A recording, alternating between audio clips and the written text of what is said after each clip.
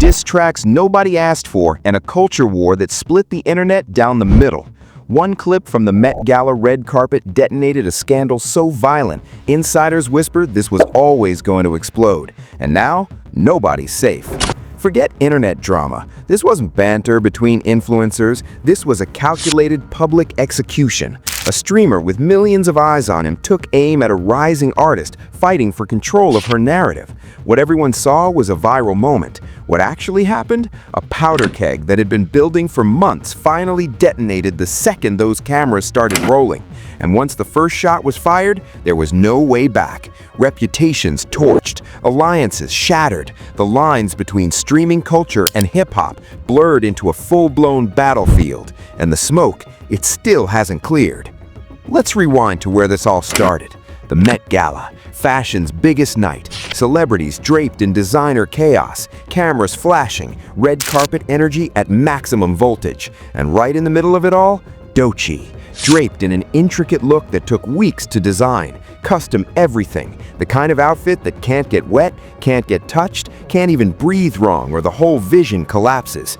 And then the weather turned. Rain, not a drizzle, a full New York downpour threatening to destroy months of work in seconds.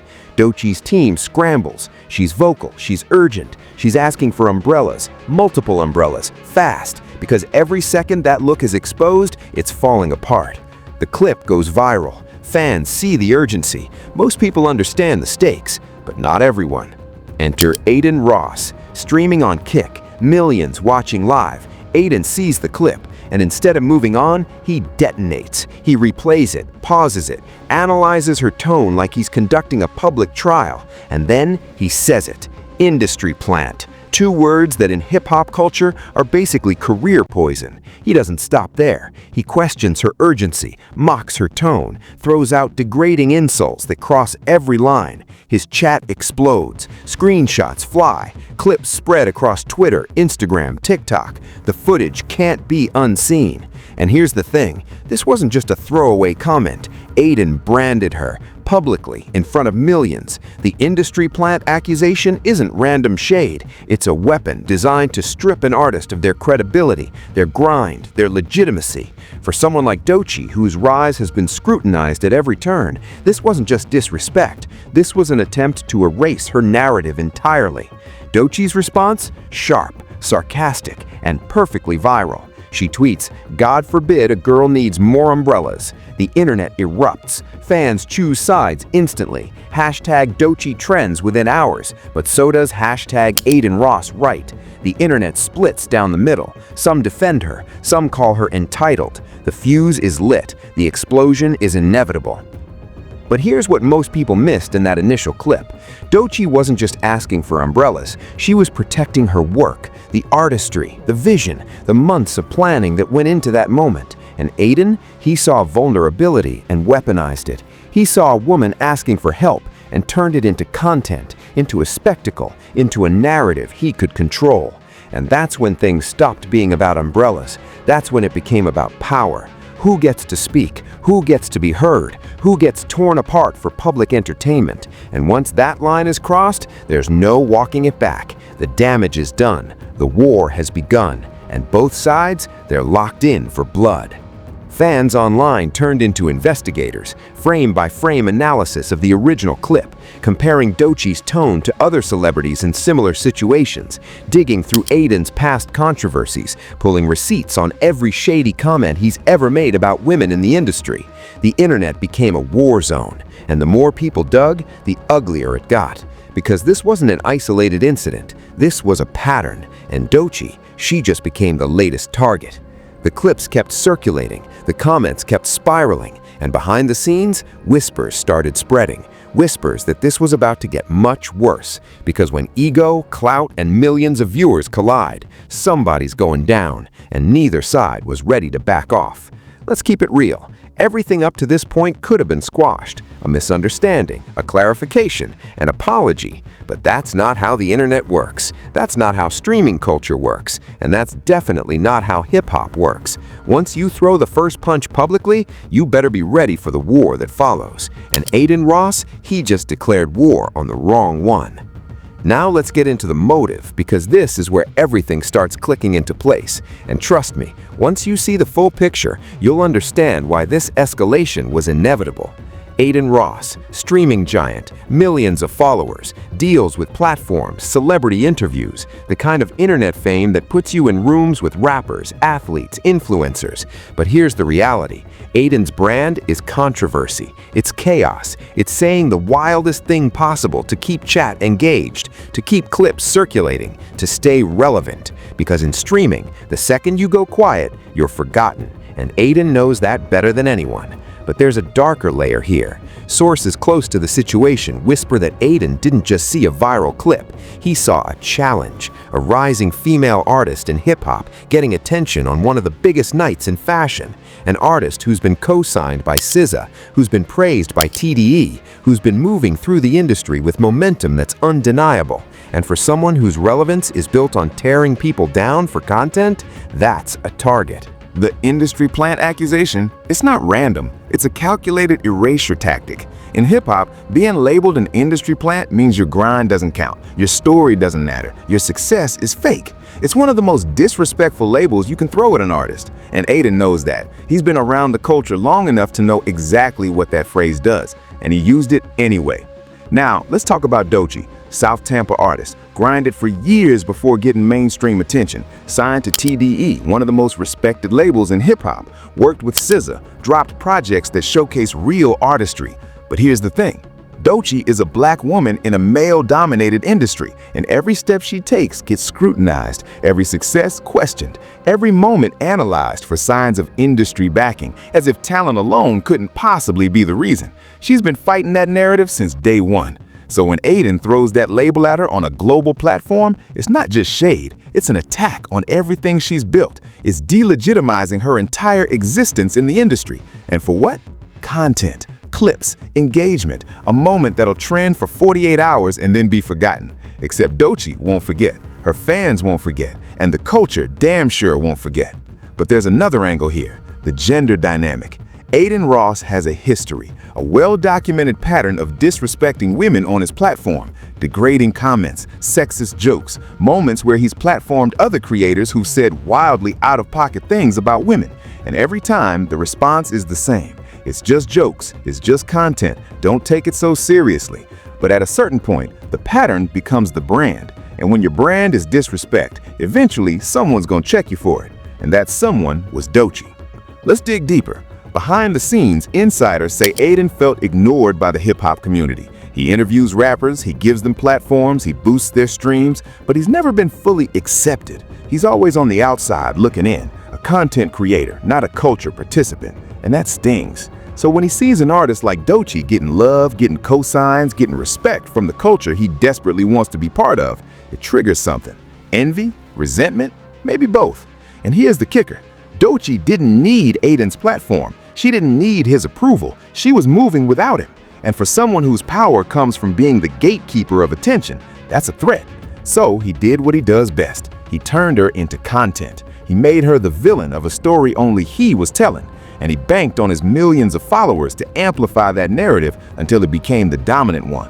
But Doechii's not built like that. She's not the one to sit quiet while someone tries to control her story. She clapped back. She mobilized her fan base. She reminded everyone that she didn't ask to be in this situation. She was just trying to protect her work. And somehow, that became a crime worth public humiliation.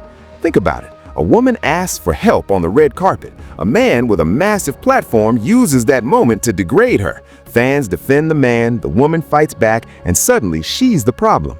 That's the pattern. That's the cycle. And that's exactly what happened here.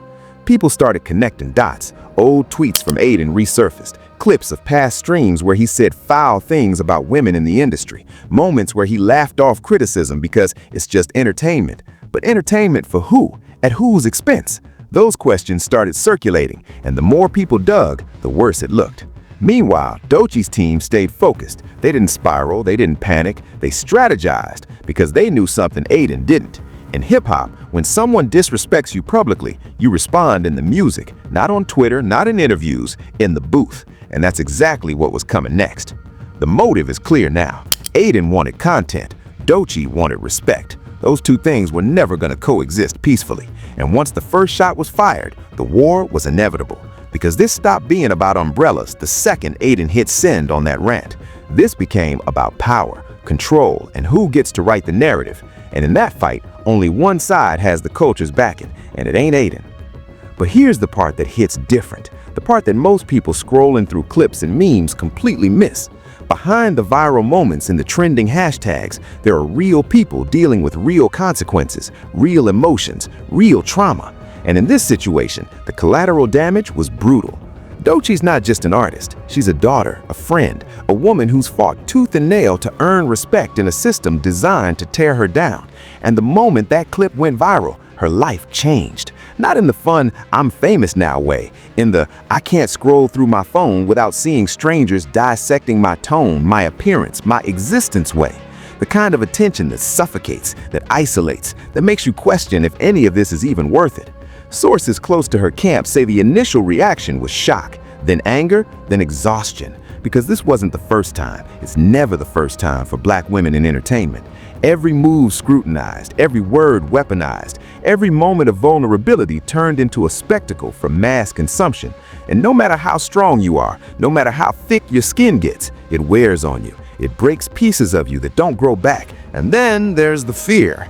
The very real fear that comes when millions of people are suddenly watching your every move, when strangers feel entitled to opinions about your character based on a 10-second clip, when hate comments flood in faster than your team can filter them, when you realize that no matter what you say, no matter how you defend yourself, the narrative is already written and you're cast as the villain. Let's keep it real. Doechii didn't ask for this. She didn't wake up that morning planning to become the center of an internet firestorm. She showed up to do her job, to represent her artistry on one of the biggest stages in the world. And she got punished for it, for asking for help, for being human, for not performing perfection under pressure, in the rain, on a red carpet, in front of millions of watching eyes. And the saddest part?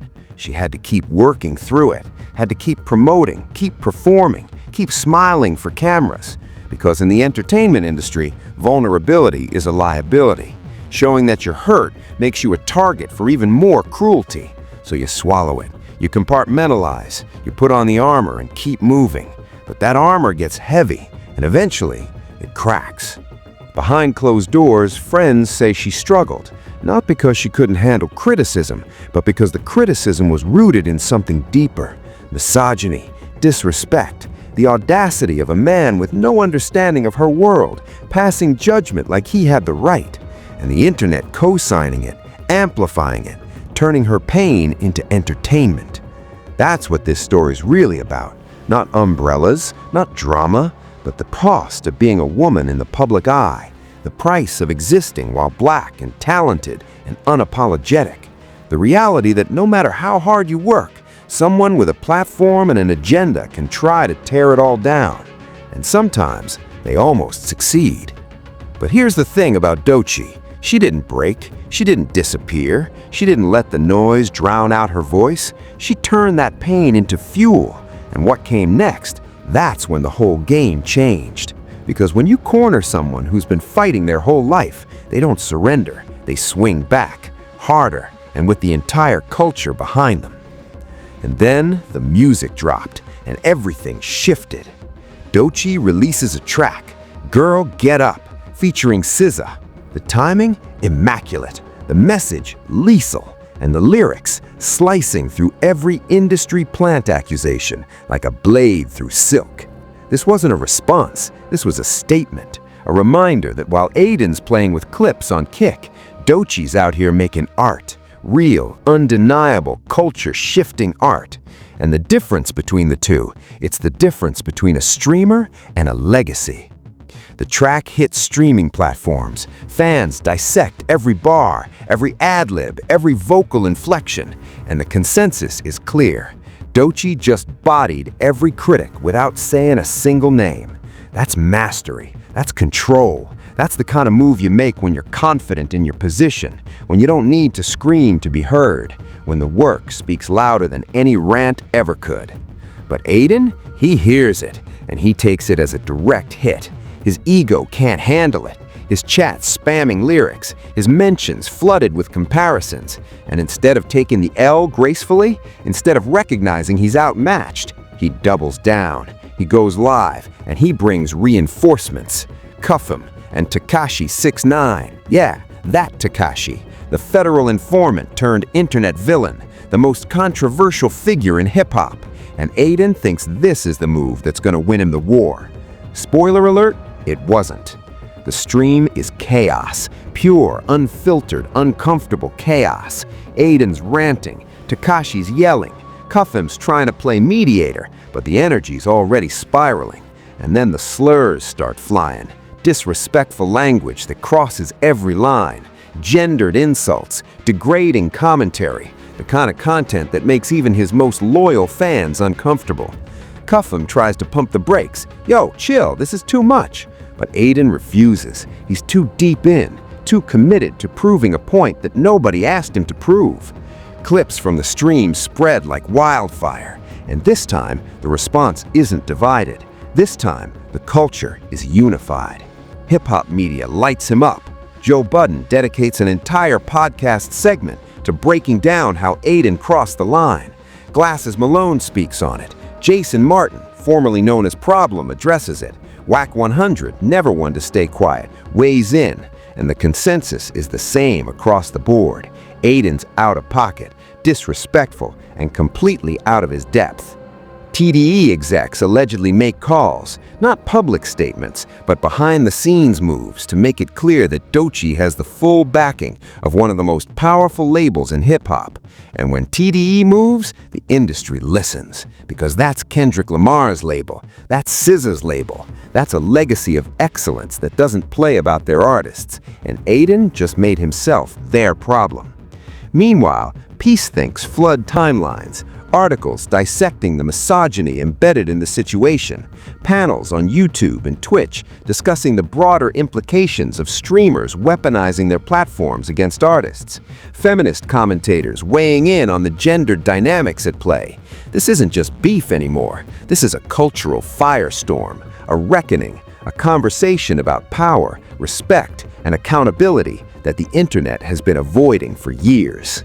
In Doechii, she stays quiet. Lets the work speak, lets the culture defend her, because she knows something Adin doesn't. In hip-hop, you don't win by being the loudest, you win by being the most respected. And respect isn't given by millions of kick viewers, it's earned through artistry, through consistency, through being undeniable. And Doechii has all three, but the story doesn't end there, because Adin's not done. He can't be, his brand won't let him. So he does what every streamer does when they're backed into a corner. He escalates, he goes bigger. He makes the move that'll either cement his relevance or destroy what's left of his credibility. He goes to the studio with Cuffham, with Doechii, and they record a diss track, Bacon. Yeah, that's the actual title. And when it drops, the internet collectively cringes, because this isn't hip-hop, this isn't even good trolling, this is desperation. Transparent, awkward, out-of-touch desperation. The lyrics? Shots sprayed in every direction, at Doechii, at her supporters, at anyone who dared question Adin's actions. But the delivery? Weak. The production? Forgettable. The cultural impact? Negative. Hip-hop Twitter has a field day. Memes flood timelines, reaction videos pop up by the hundreds, and the consensus is unanimous. Adin just embarrassed himself. He stepped into a lane he doesn't belong in, and instead of proving his point, he proved theirs. He's not hip-hop. He's not culture. He's a content creator playing dress-up in a world that will never fully accept him. And Bacon? That track just became his career's punchline. But here's what insiders are whispering. The diss track wasn't really about music. It was about proving power. Who can mobilize faster? Who can generate more noise? Who can dominate the conversation? And in Adin's mind, even bad attention is still attention. Even being clowned means people are talking. And as long as they're talking, he's winning.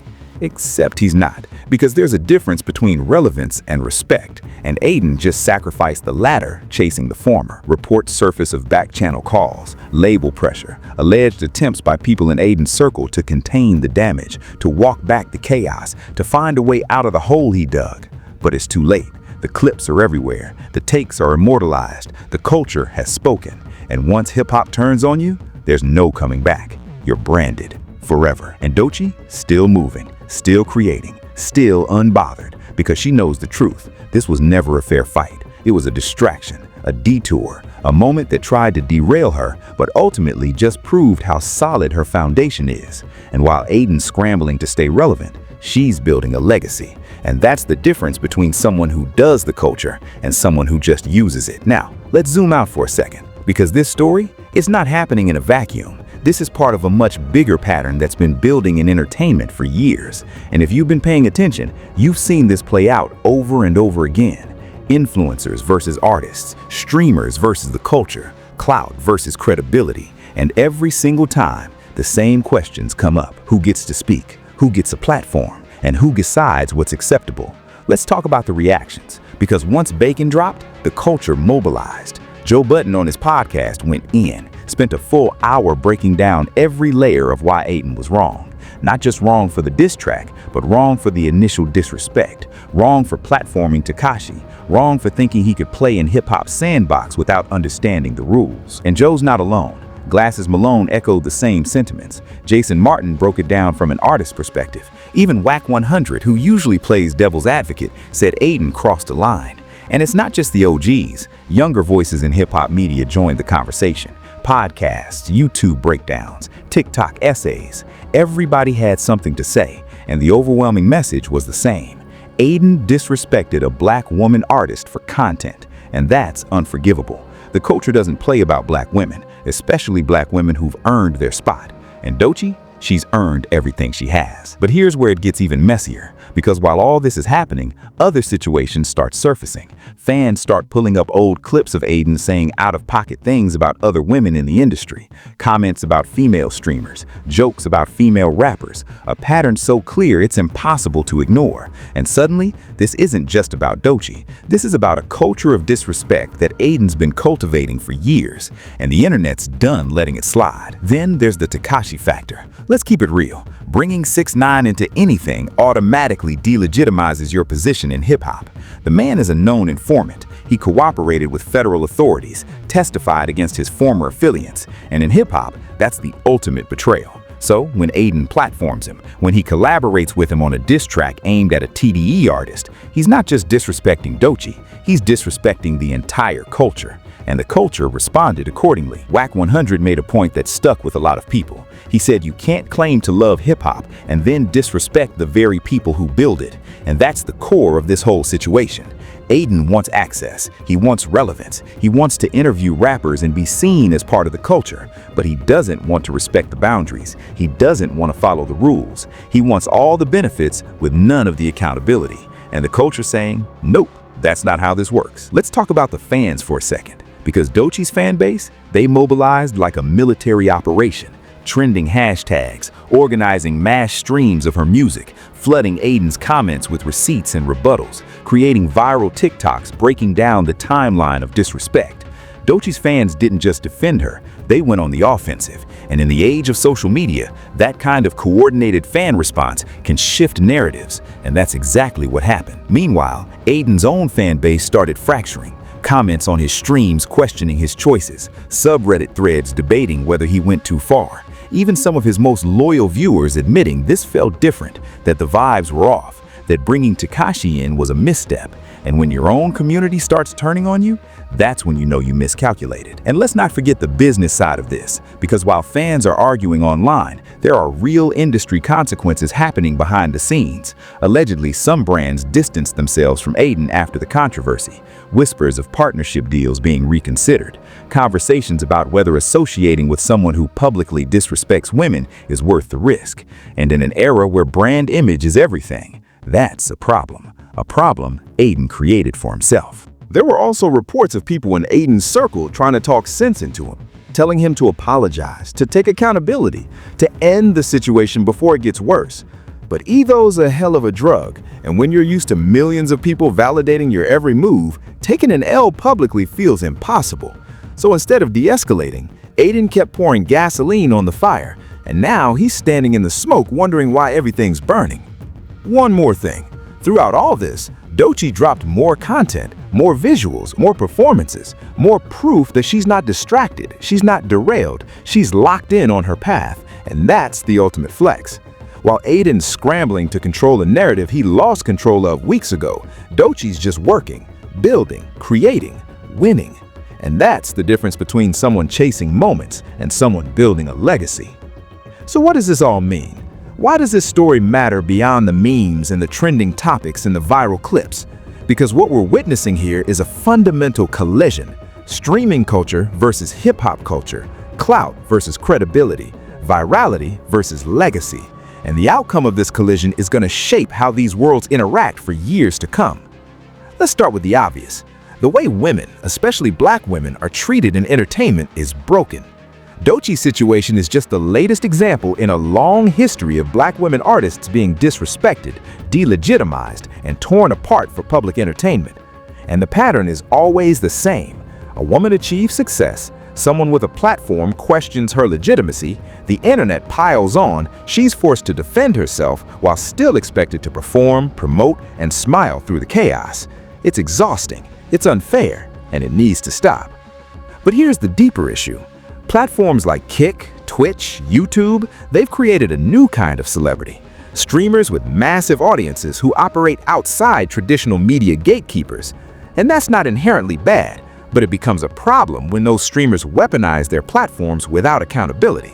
When they can say whatever they want, disrespect whoever they want, and face little to no consequences because their revenue is tied to engagement, not integrity. Adin Ross is a product of that system. A system that rewards controversy, that prioritizes virality over ethics, that measures success in clips and comments and trending hashtags rather than cultural impact or respect. And as long as that system exists, we're going to keep seeing situations like this. Influencers punching down at artists, using their platforms to bully, to tear down, to control narratives, all in the name of content. But hip-hop has something streaming culture doesn't: a memory, a code, a set of unspoken rules that dictate who gets respect and who gets checked. And when you violate those rules, the culture responds, not with algorithms, not with view counts, but with exclusion, with being iced out, with your name becoming mud in the very spaces you tried to access. And that's what's happening to Adin. He wanted in, now he's permanently out, and no amount of views can change that. There's also a conversation here about responsibility. When you have millions of people watching your every move, listening to your every word, you have a responsibility to wield that influence carefully, not recklessly, not for cheap laughs or easy engagement, but with awareness of the impact your words have, especially when those words target someone who doesn't have the same size platform to defend themselves. That's not just bad content, that's abuse of power, and the culture is tired of letting it slide. This situation also highlights the gender dynamics that still plague entertainment. A man can build his brand on disrespect and controversy and thrive, but a woman asks for help on a red carpet and gets torn apart. A man makes a trash diss track and his fans defend it as just jokes, but a woman makes art addressing her experience and she's accused of being too sensitive. The double standard is blatant, and situations like this force us to confront it. And finally, there's the question of what winning looks like. In Adin's world, winning is attention, views, clips, staying in the conversation. In Doechii's world, winning is respect, longevity, being undeniable. And those two definitions are fundamentally incompatible. So when they collide, only one survives. And hip-hop's history shows us which one that is. Respect outlasts relevance, legacy outlasts virality, and art outlasts everything. This isn't just about one streamer and one artist. This is about a cultural shift, a reckoning, a moment where the internet has to decide what kind of content it wants to reward, what kind of behavior it wants to tolerate, and what kind of culture it wants to build moving forward. And now we're in the aftermath. The smoke hasn't cleared, the dust hasn't settled, and behind the scenes, insiders say this situation is far from over. In fact, some believe the worst is still coming. Let's talk about what we know. Bacon dropped. The culture rejected it. Adin's credibility in hip-hop circles is effectively destroyed. Doechii's fan base is stronger than ever. Her music streaming numbers spiked during the controversy. She came out of this with more respect, more support, and more proof that she's untouchable. Meanwhile, Adin's scrambling, trying to pivot, trying to move on to the next controversy to distract from this one. But here's what insiders are whispering. There are allegedly more layers to this story that haven't gone public yet. Conversations that happen behind closed doors, calls between Adin's team and industry figures trying to mediate, attempts to broker some kind of truce or public apology that never materialized. And the reason it never happened? Ego. On both sides, sure, but mostly Adin's, because admitting he was wrong would mean admitting he lost, and his entire brand is built on never backing down, even when he's clearly in the wrong. There's also speculation about legal considerations. Some fans have pointed out that certain comments made during that infamous live stream could potentially cross into defamation territory. Now, whether Doechii or her team would ever pursue that, unlikely, because in hip-hop you don't lawyer up over beef, you handle it in the booth, in the music, in the culture. But the fact that it's even a conversation shows how far over the line Adin went. And then there's the Doechii factor again. Bringing him into this wasn't just disrespectful, it was strategic. Doechii is toxic, everyone knows that. So by associating with him, by platforming him, Adin essentially made himself toxic by proxy. And the hip-hop community, which has long memories, is not gonna forget that. This isn't something that gets smoothed over in a few months. This is a permanent stain, a career-defining mistake. There's also chatter about what comes next for both of them. For Doechii, the path is clear. Keep making music, keep building, keep proving the doubters wrong. Her trajectory was never dependent on this controversy. If anything, it just added more fuel to her fire, more motivation, more proof that she's got the stamina to outlast the noise. And every project she drops from here on out is going to carry the weight of this moment, the moment she stood up to a bully with millions of followers and won. For Adin, the path is murky. Does he double down and lean even harder into controversy, knowing it's the only thing keeping him relevant? Does he try to rebrand, to apologize, to find a way back into the culture's good graces? Or does he just fade, become a cautionary tale, an example of what happens when you confuse views with respect? Some insiders speculate he'll try to engineer a public reconciliation, a sit-down interview, a moment where he takes accountability while subtly shifting blame, the classic influencer apology playbook. But here's the problem. Doechii doesn't need his apology. She doesn't need his platform. She doesn't need him. So any attempt at reconciliation would be purely for his benefit. And the culture sees through that. They always do. The speculation continues. The think pieces keep dropping. The debates rage on. And somewhere in all the noise, the truth is clear. Adin Ross tried to make Doechii a villain. And instead, he made her a hero. And himself, a punchline, a cautionary tale. A reminder that clout without respect is just noise, and noise always fades. So here we are, umbrellas to warfare, a Met Gala moment to a full-blown cultural collapse, Adin Ross versus Doechii, streaming culture versus hip-hop integrity, and when the dust settles, only one side is left standing with their reputation intact. This story is still unfolding, new details dropping, new angles emerging, insiders saying the next chapter could be even wilder, because in the age of social media, nothing ever really ends. It just evolves, mutates, spirals into the next controversy. And both Adin and Doechii, they're locked into this narrative now, whether they want to be or not. But here's what we know for sure. Doechii came out of this stronger, more respected, more undeniable. Her music's connecting on a deeper level. Her fan base is more loyal than ever, and the culture, it's got her back. Meanwhile, Adin's credibility in the spaces he wanted access to is gone, burned, irreversible, and no amount of views can buy that back. The lessons here are clear. Respect the culture or get rejected by it. Punch up, not down, and understand that virality doesn't equal legacy. You can trend for a week and be forgotten in a month. But respect, that lasts, and Doechii's building something that'll outlive every clip, every meme, every controversy. While Adin, he's chasing the next moment, the next outrage, the next hit of relevance. And that's the difference between someone who's in the culture and someone who's just using it. So, what happens next? Does Adin try to apologize? Does Doechii drop another response track? Do more industry figures weigh in? Do brands cut ties? Does this escalate further or finally fade into the background? Nobody knows, but what we do know is this. The internet is watching, the culture is watching, and every move from here on out is going to be analyzed, dissected, and judged. Now it's your turn. Drop your thoughts in the comments. Do you think Adin crossed the line, or was this just internet drama blown out of proportion? Do you think Doechii handled this perfectly, or should she have responded differently? And where do you think this goes next? I want to hear everything. Make sure you smash that like button, hit subscribe so you don't miss the next update, because trust me, this story is far from over. Turn on those post notifications, and if you made it this far, drop a fire emoji in the comments so I know you're really locked in. I appreciate you for rocking with me through this deep dive. This one was heavy, but these are the stories that matter, the ones that expose the chaos, the culture, and the cost of clout.